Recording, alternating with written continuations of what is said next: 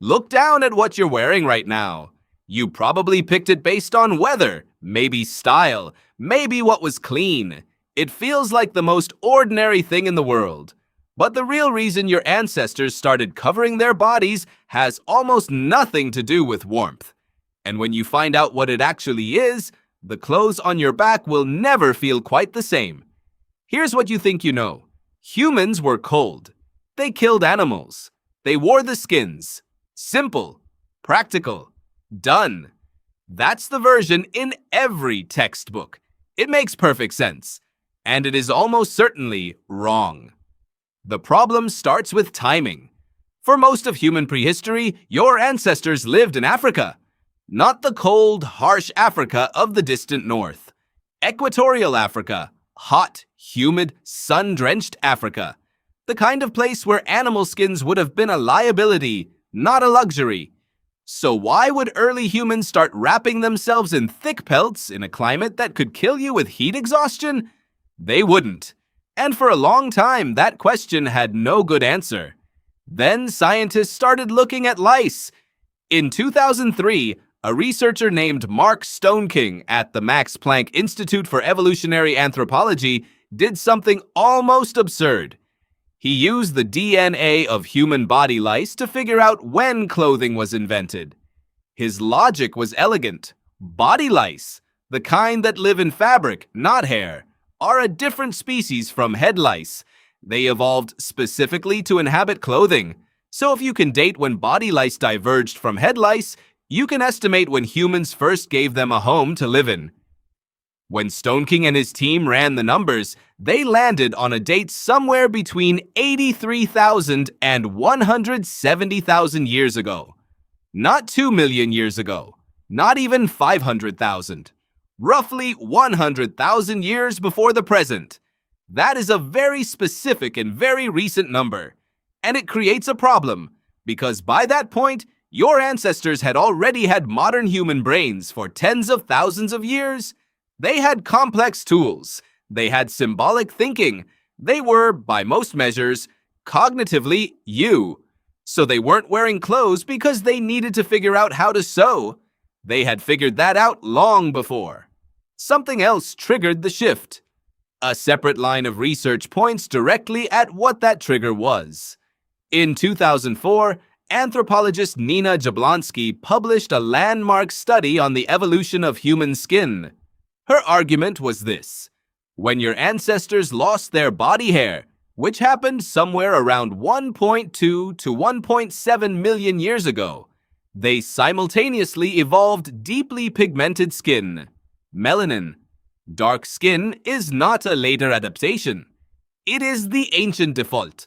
And the reason is ultraviolet radiation, specifically the way UV rays destroy folate. A BB siya or RGB, a B vitamin absolutely essential for fetal neural development. Dark skin protected folate. It protected reproduction. It was the first layer of armor your ancestors wore. But here is the twist Jablonski did not initially focus on. When your ancestors began migrating out of Africa, moving into southern Europe, into Central Asia, into regions with dramatically less UV exposure, that dark skin became a problem of a different kind. Too little UV exposure means too little vitamin D synthesis. And vitamin D deficiency does not just cause rickets. It compromises immunity. It disrupts bone density. Over generations, in populations that stayed in low UV environments, selection pressure began to lighten skin. But that process is slow. It takes thousands of generations to meaningfully shift. Clothing offered a faster solution, not to keep you warm, not first. The primary effect of clothing in a mid-latitude environment is to manage something far more complex than temperature. It is to control exactly how much sun reaches your skin, to allow a darkly pigmented body to survive in a lower UV world without dying of vitamin D deficiency, to allow a lightly pigmented body to move through high UV zones without destroying its folate stores. Clothing is not a blanket. It is a UV calibration tool. This reframe changes everything.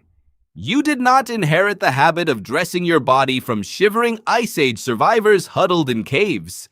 You inherited it from mobile, intelligent, sun-navigating humans who had figured out how to modulate the single most powerful environmental variable in their world, the sun. They wore clothes the way you wear sunscreen, as a biological interface between their bodies and light. But there is a third dimension to this that researchers like Francesco De Rico at the University of Bordeaux have built a career around. And it is the one that took the longest to surface in the fossil record. Because once you have clothing, it doesn't stay functional for long. It becomes something else almost immediately. It becomes social. De Rico and his colleagues have documented shell beads, ochre pigments, and decorative objects that predate any physical evidence of sewn clothing by tens of thousands of years. Your ancestors were ornamenting their bodies before they were covering them. The impulse to mark yourself, to signal who you are, what group you belong to, what status you hold, is older than the impulse to stay warm. Clothing, when it finally arrived, absorbed that impulse instantly. It didn't just cover skin, it broadcast identity. Think about what that means. The moment early humans began to clothe themselves, clothing became language. Not a metaphor for language, actual communicative signal. Your shirt, your shoes, the specific cut of what you have chosen to wear today.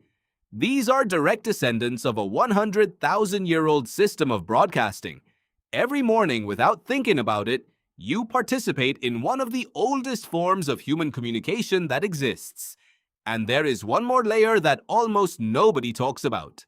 A 2015 study led by behavioral ecologist Joanna Setchell found that clothing fundamentally alters how humans read each other's faces. When bodies are covered, the face becomes disproportionately important as a social cue. It is possible, researchers are still debating this, that the invention of clothing actually accelerated the evolution of the extraordinarily expressive human face you wear today. That the mobility of your brow, the visibility of your sclera, the precision of your lip movements, these may have been sharpened partly because bodies disappeared into fabric, forcing social cognition onto a smaller and more detailed canvas. Your face, in other words, might be the way it is because someone 100,000 years ago decided to cover their skin. So here is what you actually know now. Clothing was not born from cold. It was born from light and migration, and the deep human need to say something about yourself without opening your mouth. It was born at the intersection of biology and identity. It began as a tool for managing radiation and became the most complex visual signaling system any species has ever developed. Look down at what you're wearing. You probably picked it based on weather, maybe style, maybe what was clean. But your ancestors picked it for something far older. And somewhere underneath whatever you have on right now, that 100,000-year-old logic is still running.